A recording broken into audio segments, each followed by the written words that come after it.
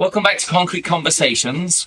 We're here today in iCoat's offices, and we're looking at the process they go to make sure every batch of resin that comes in comes out perfectly. Sure. And it can be monitored over time, because if there ever is, it's chemicals, right, we're dealing with. Right. If there ever is issues, we can track it back to exactly where that issue came from. Exactly.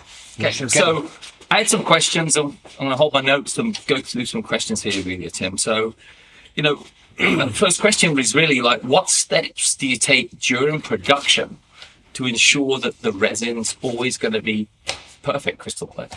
Well, it actually starts before production, because we have to select the best raw materials. There's a lot of inexpensive things coming in from China and such, but we source everything within the United States as far as our raw materials go, so that our customers don't have to deal with, issues that are caused by that.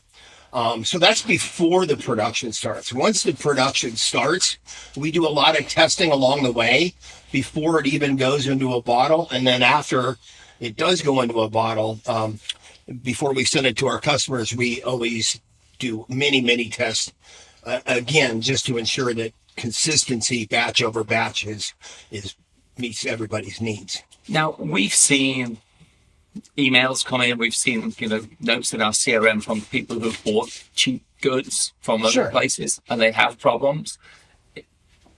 This is one of the steps to help prevent it. Do we even think our competition or others out there are doing any sort of batch testing, or is this something that is over and above as a best practice for a business?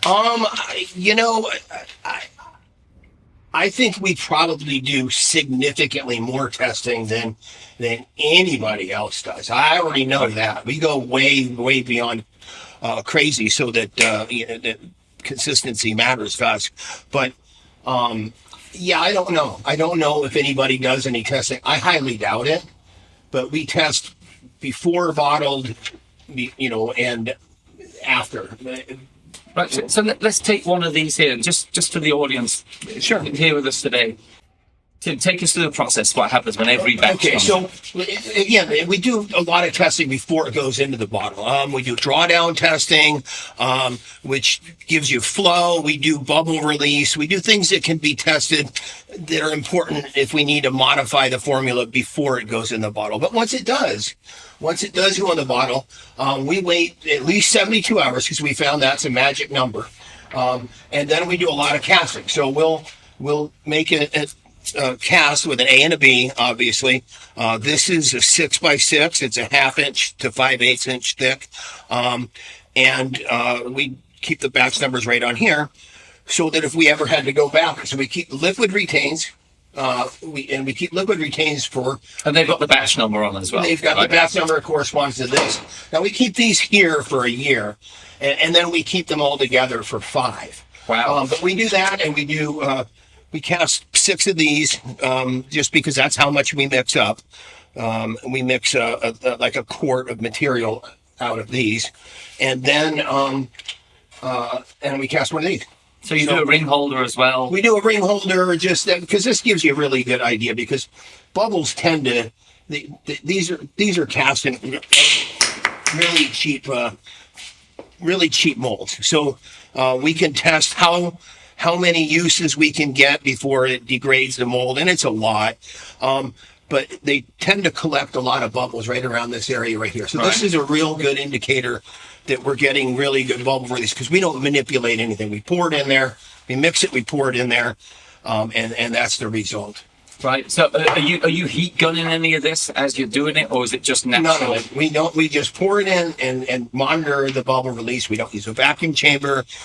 We don't do any heat. We don't do any torches. We're just looking to see what the resin will do completely on its own. Wow, that's really... So that's the base standard, right? Because I look at these and I don't see bubbles in them. They're clear. I see obviously the batch numbers on each of them, but yeah, that's amazing. So no vacuum chambers, no heat That's guns, just nothing. how it comes out. Just really straight raw. So you go through this testing. do you test under different conditions? Because I think some people would say, well, how do we account for humidity? How do we account for different temperature areas?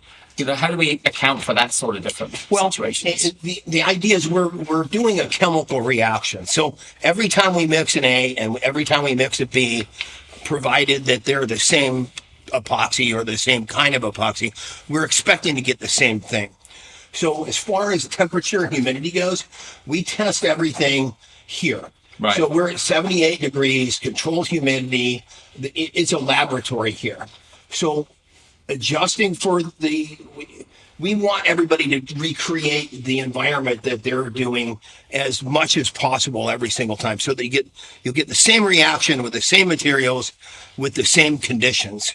And we realize that that's kind of hard to do, but there's ways to keep your molds warm by using a heating mat in the winter, cooler in the summer with air conditioning, things like that, a dehumidifier if necessary. There's a lot of different things that go into it to keep everything as consistent as possible. We're going to make sure everything's consistent.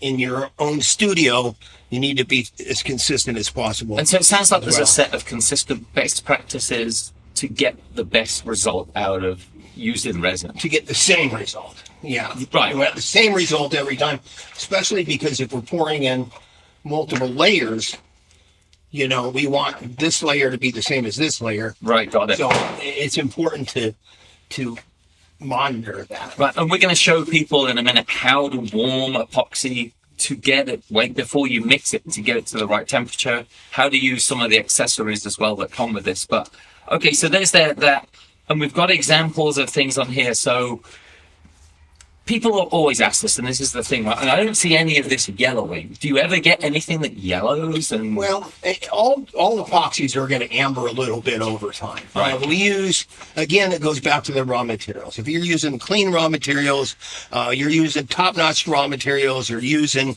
the state-of-the-art UV resistance, you're using everything that's just clean that we know we can control. You're going to get a little ambering over time, but we wouldn't expect it to be anything that's radical where it would ruin a piece. Like, I'm sure a lot of you guys have seen stuff that's gone crazy yellow. We test after 72 hours because there's certain things that can manifest in a formula once it starts reacting. It's like a recipe. Right. Like spaghetti's better the next day, right? So we want to make sure that after 72 hours, we do all the testing so that we can be sure that it's going to stay that way. Gotcha. Yeah. And so for anyone out there who has a company telling you that their epoxy never ambers, they're lying. Yeah. There's no it just doesn't happen. It's to what degree and the way that the pieces are, it's really, it's not anything that's a concern. It's very long life expectancy and limited ambering over time if it's done correctly. Right. So, we've got our samples, we've done our testing. You hang on to these batches to make sure that you're seeing how they're changing over time. Uh-huh. And within this building, it's probably changing. In the summer, it gets pretty warm in here, right? And 78, 79. Okay, so it's pretty tight variance. Yeah, we keep everything really controlled in here. Right. What certifications and what standards do you hold the epoxy to? What standards could we tell the audience the actual epoxy meets? Well, many of our products meet LEED Platinum standards. And that's what we strive for on everything. Also, we want to make sure that we're food grade, right, so that it can be used USDA approved as far as food prep areas go, and things like that. So those are really probably the two important ones because they get, obviously we want to take care of the environment. We don't bring in materials from China because there's absolutely no control of quality or we have an EPA here that monitors everything that we do. So I think that's the two important ones. Is it going to be safe if it touches my food? Is it going to be safe for the environment? Yes, on both counts. So this is great. We've got all the ways that we're looking at. This goes back a year plus, right, with what you keep in here, and you keep more of these. Oh yeah. This is over the course of the last year and a month. Gotcha. Okay, and they'll just keep rotating as new batches come in, Yep. and you move it along. And all this will go into a closet. Gotcha. Okay, so you'll still be retained. Yeah. So, and that gives us consistency, right? So, what is the expected lifespan? So, someone's looking at this and they're saying to themselves, "Okay, you're holding it, but if I make a flower preservation out of this, what am I looking at lifespan-wise, where it's going to stay good quality?" That's completely hard to answer that question because our customers do everything a different way. Right. If they have controlled conditions, it's going to be a lot longer. For instance, I brought this piece out. This piece right here is from 2021. Okay. That's the oldest So one. I 4 can years, find. yeah. This one is from last week. And then, So as you can see, they're very similar. like, you couldn't tell I couldn't tell it. But again, one of the big things is once the project leaves our customer's house or studio or business or whatever, they're no longer in control of that. Right, if So, it's not stored correctly. If it's maybe, not stored right. correctly, if it's not, if it's put out in the sun, that could be a problem. If it's overheat, that could be a problem. Even a bigger problem that we've found out about over the last couple of years is if somebody doesn't unbox that and it's still breathing, Right, okay. and it's breathing for a few weeks, a month, 6 weeks, and it depends on how quickly it's put into the box. But if it stays in the box, it can create premature aging by just being in the box Wow, for not an extended breathing. period of Wow. time. So we want you to get that out of the box as soon as you can and put it on display. Gotcha. So yeah, okay, so we've got all of these samples, but I'm sure there's times when you have customers that will contact you and they'll be like, "I'm having issues with my resin. It's not turned out the way I want. This not happening." How do you go through that like troubleshooting process with them? Well, if somebody sends in a piece if somebody calls about a piece or something that they're having bubble release problems with, or an early ambering or something that's happened to them not setting up, then I'll come over here, pull the retains from the batch, recreate the situation they've got as closely as possible, and generally everything's fine. It's just a matter of eliminating this and then troubleshooting with the artists what it is. Right. And generally it's, oh gosh, I mixed 2 parts of A, or something happened, or something got in there, or whatever. It got overheated because the phone rang or something happened. But we can come back to it and work with that customer to make sure that they won't do that again or something. So we've had people talk to us about they'll mix more of B than with A in their mixes. Is that a good idea, bad idea? And talk us through the No, chemical it's process. really not. We want to have equal amounts. This particular epoxy is a 1-to-1. Some of them are 2-to-1. We even have 3 and 4-to-1s, but this is a 1-to-1. So if I've got this amount of A, I want that amount of B. Right. What happens is sometimes people weigh it, and they don't account for the weight disparity, whereas the B weighs 18% less than the A. So if you're weighing it, you're going to end up with a problem. Yeah, right. You should be putting in 100 grams of this and 118 of this. But if you're putting in 100 and 100, you're going to end up with more Gotcha. need for more B. So we get that from time to time. But or the markings on the cups are wrong. And people think when they're buying a cup from China that it's marked properly, and a lot of times they're not even close. So it could be here. So here, it could be, here, it could be off by, Right. several percentage points. So over a period of time, I'm using 5 gallons, I'm using 15 gallons, I'm using 35 gallons, whatever, you're going to be off. Right.